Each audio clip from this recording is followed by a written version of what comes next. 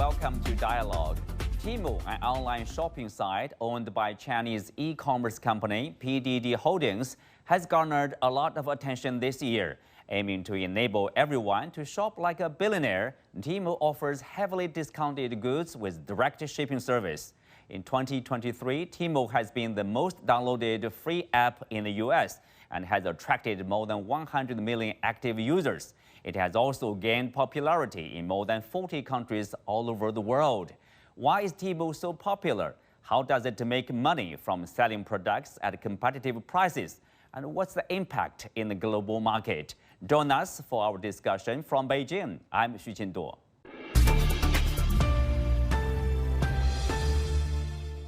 Joining me today are Gary Mao, the general partner of GIF Ventures, and Tsai, entrepreneur at Speedway Scientific, Pascal Coppens, author on Chinese innovation, and Anthony Chan, former chief economist for JP Morgan Chase.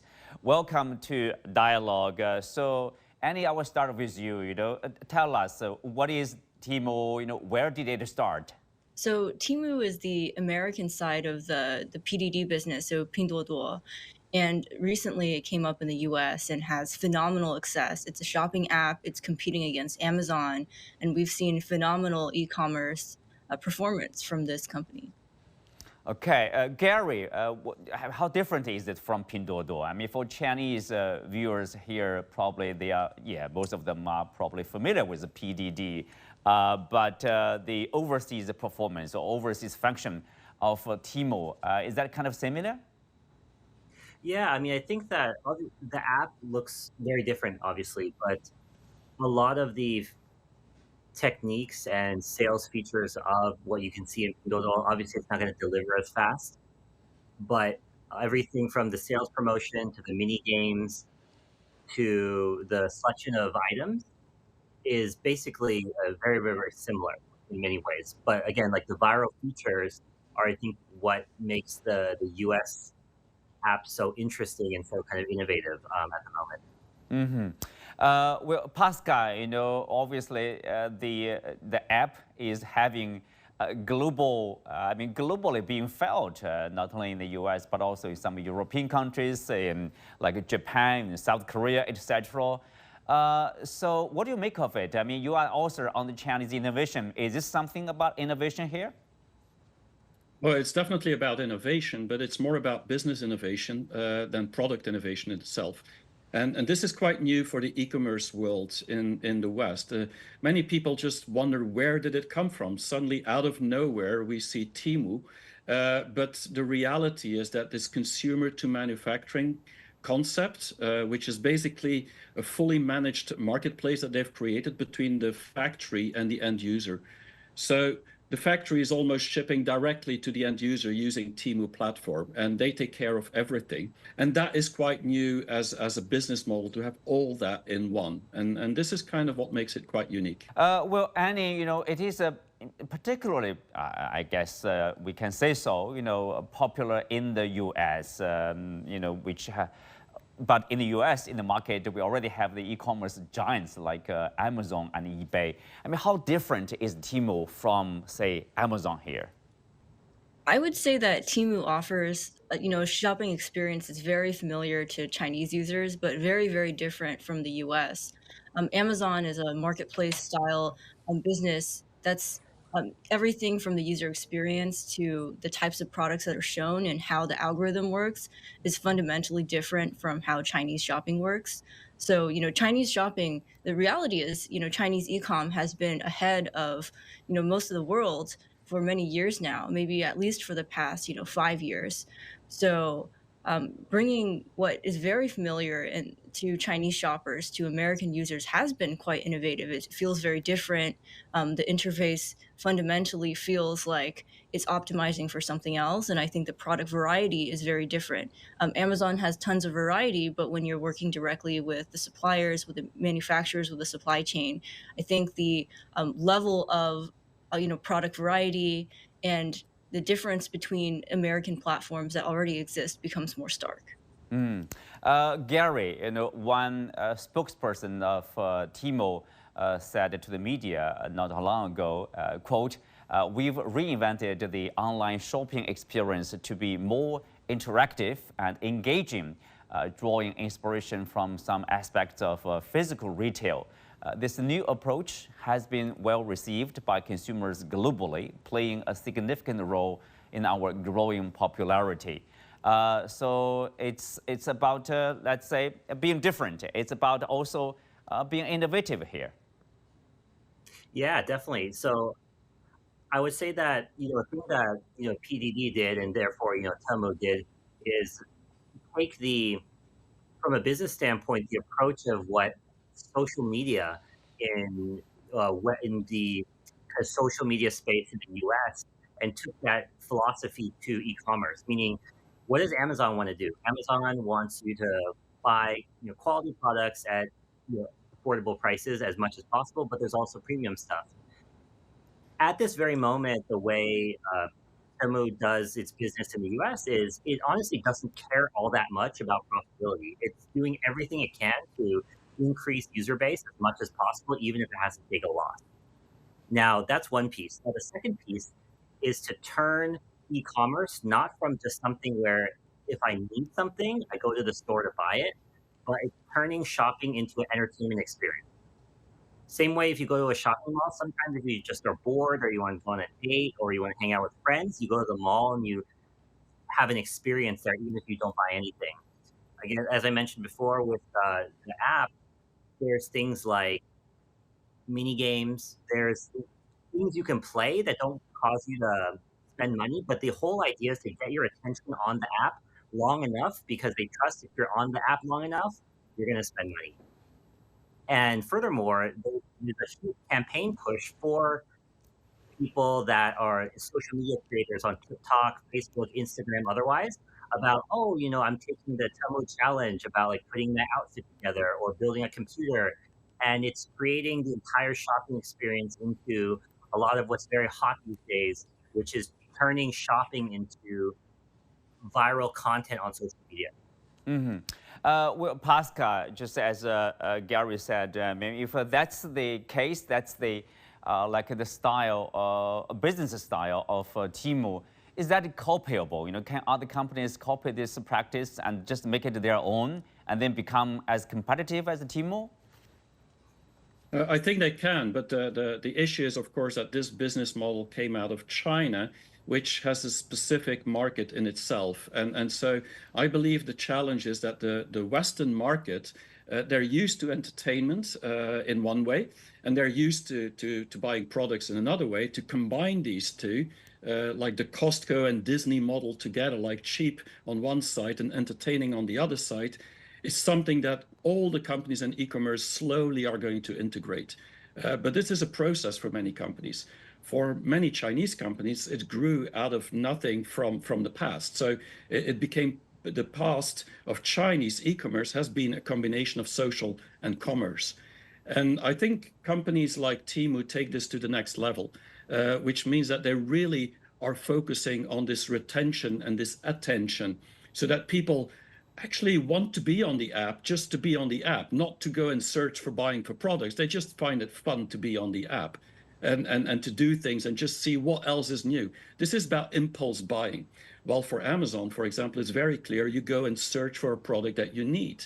And for most e-commerce in the West, that's what it is. So to transform this into a fun place to be is going to be a big challenge for a company like Amazon or Zalando in Europe, because they've never done it that way. But they will have to do it because the new generation, the young generation, Gen Z, they want attention. They want these influencers. They want people that actually keep them busy. They want to have fun on these platforms. And so this is what is the innovation part of combining this attention with combining the cheap prices by having the whole supply chain covered. Mm-hmm. So, Pascal, Temu is now available in 48 countries, in the US, across Europe and the Middle East, also in South Korea, Southeast Asia, Australia. Different cultures, different backgrounds. Are we saying that, we are seeing the commonality among the Z generation here in terms of shopping? I think, yes, I totally agree. I think there's a commonality when it's about Gen Z. So the younger population is buying for the same reasons. They want to be on TikTok. They also want to be on Temu, and they want to buy products, not to buy the products, but to have a time on that app and see if there's anything new they can discover. This is a journey of discovery that they're going through. It's not about just, I want this and I go there. So there's a similarity. On the other hand, cheap products is not something that is culturally binding, which means that it doesn't matter which culture you're from, which country you're from. There's always people that want to buy cheaper products in certain regions, and specifically with all the challenges we've had outside China with the inflation, specifically in Europe and in the US, people want to buy cheaper or better value products, you could say. But I think there's also one other aspect of Temu which is very interesting. It's the practicality of the products. I mean, many of these products available there is just very practical things that you need in your household or in your business. And this is very Chinese in the way of addressing needs or solving a problem that is needed for households or for businesses. And we in the West, we have learned to deal with brands, not so much with practical problems yet. And Temu is coming out with all these practical things, which a lot of people want to buy. And this is going cross cultures. Annie, there's almost like a slogan for Temu. They say they want to enable everyone to shop like a billionaire, only the cheapest sells. So how do they manage, to sell products or services at such a competitive price? You earlier talked about, probably direct from, let's say, from the platform to the shoppers or from the factories to the shoppers, reducing the procedures or making it easier? Yeah, I think one thing that I believe Gary mentioned earlier was that the way the platform is designed is more for entertainment. So that's a stark difference from how, especially in the U.S., how many apps are currently designed. And for a Western audience, that's quite novel. I think there's probably a second component to this as well. Of course, the prices are cheap. Of course, that by itself will allow you to feel like a billionaire when shopping. But at the same time, China is the world's biggest product innovation lab in a sense. There's so many users that already exist in China. There's such a vast presence of social media. So apps like Xiaohongshu are so significant in China and allow manufacturers to product test much more quickly. So once you have products that are tested by so many people in China and are proven in their ability to attract consumers, to be useful, I think transferring that to Western markets like the US then becomes almost like a copy-paste success. It just makes sense for the product that already succeeded in one place to succeed elsewhere too. Let's have a short break. We'll be back right after this.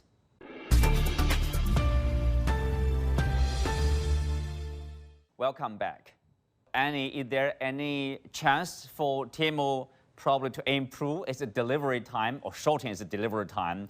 Unfortunately, the reality is in the US, delivery is limited by infrastructure. So unlike in China, where there's so many delivery companies that have contracted workers all over the place, in the US, a big form of transportation is still rail to this day.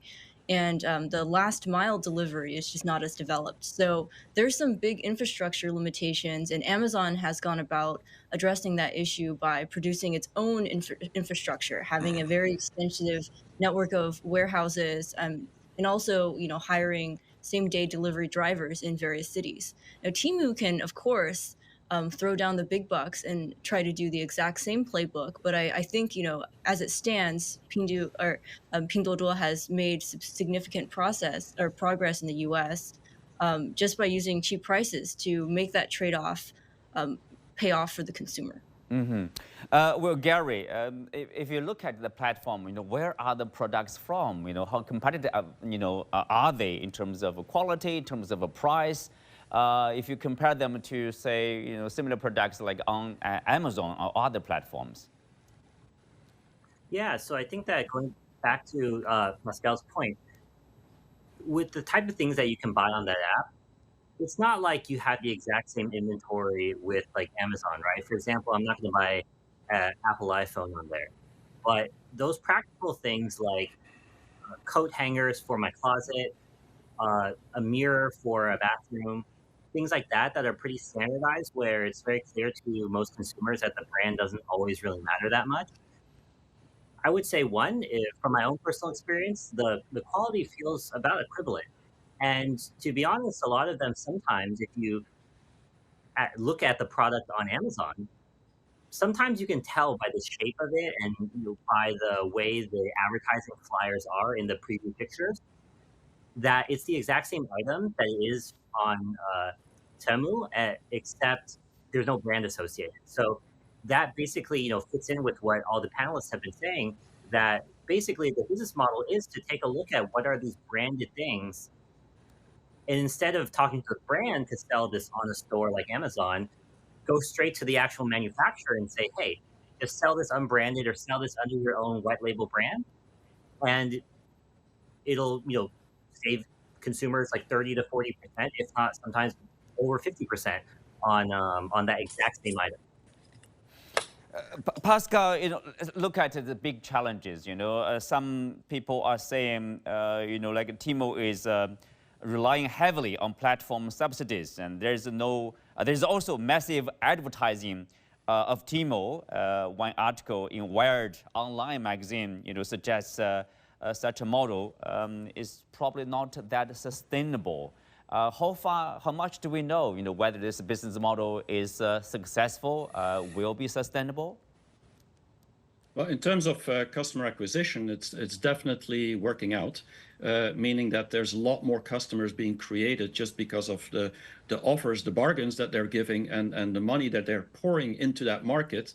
But on the other hand, how are they going to make money from it is the big question. And I think in social media, it's very common that it takes years before there's a business model coming out. Look at Amazon, for example. In the past, they didn't have Amazon Cloud, and now they're making lots of money with the clouds that they're offering to the whole world. Temu could do the same thing. Once they have a lot of customers that are buying in online and constantly on the app, they need to find new business models and new innovation that actually creates demand within that customer base that they have. The question is, when will that be? How will that be? That's the big question. If they have to continue like it is today, that is definitely not a sustainable business, except that they maybe could earn more money from advertisement, but definitely at those low prices, they will not be able to make money in the next 4 or 5 years to come if they keep pushing only on the price side. So I think they will have to innovate. I'm confident once they have many users and it's clear that it's working out, that they will come up with new ideas that they can make money out from different services, different products, different business models. Anthony, from the point of view of a banker's point of view, I mean, how big a concern for you, in terms of sustainability of Temu? Well, I'm not really concerned that they won't succeed over a long period of time. What I am concerned is how much money they're spending to accumulate new customers. We know that in the United States, a lot of people use the referral process that if you somehow can generate more customers, the individual gets free merchandise. They're buying future business. That is temporary, but to the extent that they build a platform, as Pascal has mentioned, they would be able to gain profitability. But over the near term, there would be a lot of losses as they build their client base. And it's going to be a bit tricky to transition from building the business to making money and becoming profitable. I think they will succeed, but it will not be easy. Well, Annie, if you look at the PDD, Pinduoduo here in China, Pinduoduo is any reference, its market capitalization is already larger than Alibaba, which used to be the largest e-commerce platform in China. Does that give people any idea that the future of Temu might be kind of similar to PDD here? Yeah, I think it's certainly possible. It's worth saying that when Amazon developed itself, and when Alibaba started out, they'd only done it for the very first time. I think for Temu, this would be the second time they're deploying the same business model or a very similar business model. So I think having been successful once, that already increases the likelihood that it becomes a blowout success a second time. And I think Temu maybe has a higher cultural EQ over time. As throughout the course of development, I know they have a team in the U.S. That's native to the ground, comprised of people who are bilingual and very cross-cultural. So, having that additional advantage over maybe predecessors is also a significant advantage and a difference, because AliExpress, I think, is also, Alibaba's platform in the US, also very successful, but certainly doesn't have the same level of virality and consumer attraction that Temu has had so far. Well, of course, with this popularity rising, Gary, probably there are also risks. For example, political risks, I guess, simply because, in a sense, it seems to be like this. It's a Chinese company. It's a Chinese-owned company here by PDD Holdings, of course. Like one U.S. state has already banned the use of Temu from government devices within that state, along with TikTok, ByteDance, WeChat, and Telegram. Do you think Temu will face more difficulties in other states in the U.S.? I think certainly that's a great question, especially coming into the new year in 2024 because of the election season. It's guaranteed that China will continue to be a part of the political discussion that both sides, the Democrats and the Republicans, will put up there as a topic, and then, which obviously will then cause the issue of Chinese product, Chinese app safety to come to a discussion point. And naturally, of course, like with something as successful and you can see it all over American social media as Temu, it will very much be under the spotlight, and I would say there's a high likelihood that it will face similar types of pressures even in other states as well.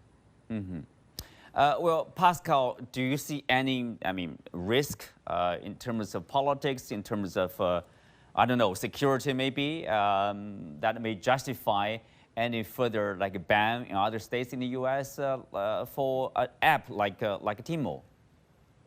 Yeah, I definitely foresee that this is going to extend to just one state. I live in Europe, and I've talked to a few journalists just recently, and the first question that comes up is, what is Temu doing with all that data? And is that data staying inside the Europe? Is it staying inside China? Is it going to go to the Chinese Communist Party or the Communist Party of China? That's the questions that journalists are asking these days in Europe. So it's clear that the media and the politicians have put their idea that this is a potential national security risk.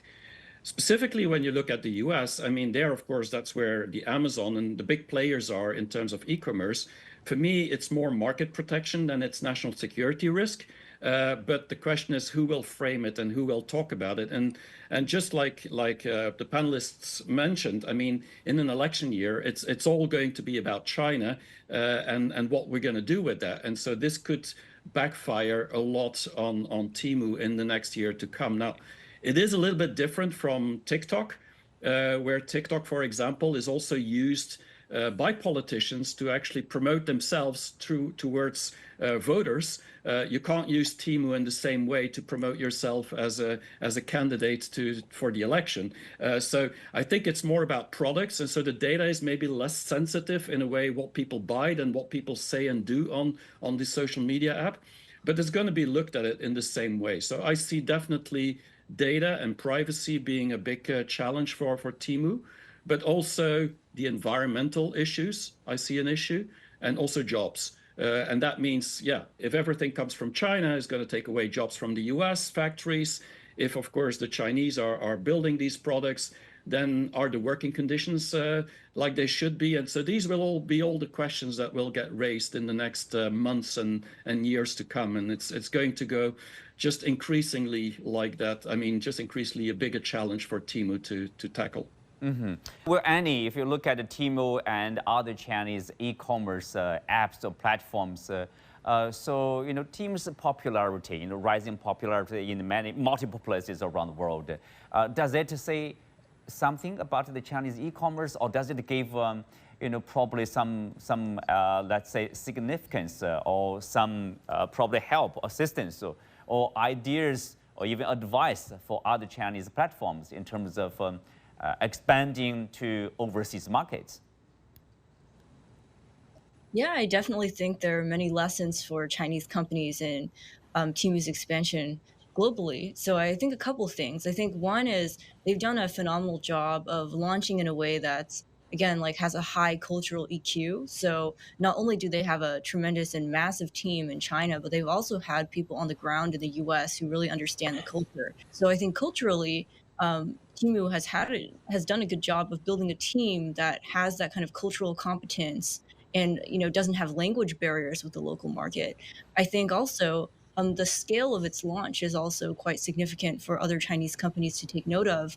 The amount of marketing promotion, the amount of discounts, the amount of like the size of the launch, I think speaks to what's required for a Chinese company to really launch successfully in another market. I think it's not possible to have this level of success without this level of investment. So it really does feel like other Chinese companies can take a look at Temu's example and, borrow some things from its approach. And finally, I think, Temu's virality has also been very significant, and that goes hand in hand with the level of marketing promotion they've done. But their virality on social media, on TikTok, on Instagram, on other major, Western social media platforms has also been very significant. They've really tapped into, I think, a cultural thing in the Western world where haul videos are very popular. The fact that Temu is so cheap and also allows people to produce more haul videos, I think, has actually been a huge contributor to its success. And I think that's another thing to take note of if you're a Chinese company, which is what are those things in Western markets that really grow virality, that are more native and familiar to them, and how can you tap into that kind of growth? Well, with that, we come to the end of today's show. Many thanks to our guests. You can also find us on the CGTN app on YouTube. Thank you for being with us. I'm Xu Qinzhuo. See you next time.